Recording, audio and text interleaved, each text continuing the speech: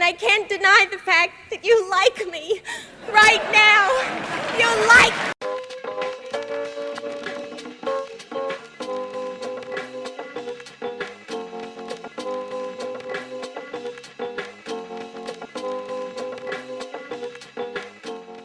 All right, award of the week for this week, episode 82. I want to give it out to legend as far as cult status goes. Starred in one of the most classic black exploitation movies that, essentially, coined a phrase that goes on to this day, the Mac. I want to talk about Max Julien, who actually passed away at the age of 88 a few weeks ago. Not too many people talked about him, so I wanted to use Award of the Week this week to talk about him. And he's primarily known for his role in the Mac, but it should be known that he has some great co-starring roles alongside, such greats as Jack Nicholson and Candice Bergen. Not only that, but he wrote and directed some of his own films, produced some of his own films back in the 70s. But I'm giving him award of the week for having probably the single greatest starring roles of a person's career, because obviously he didn't have many starring roles after the Mac.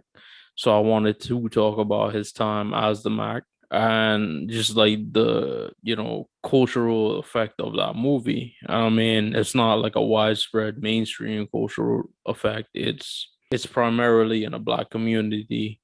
We've perhaps outside, we talked about the Scarface poster last week, but the poster of the Mac is probably one of them, behind the Scarface, if not rivaling the Scarface poster, was probably posted, throughout the 80s, 90s, and possibly the early 2000s in a lot of young black men's rooms. And, that movie is like culturally significant. Like I said, the term the Mac, it's been around from, centuries before, but it really, really, the Mac actually in the black vernacular probably got popular from that movie. And the movie stars, of course, Max Julien, but it also includes the great Richard Pryor. It's a classic film, and one of the most famous songs,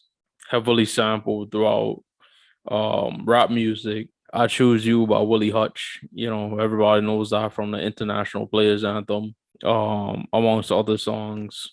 And also he had like a great cameo in the movie Def Jam's How to Be a Player. So that's significant to me because that movie came out when I was like a little kid and I used to watch it all the time on cable. And I just remember him as a person. I really understand the significance. Then I went to college, where I like bought the movie on DVD and I used to watch it often. And I actually introduced it to a lot of my friends in college, of various different races and from different origins.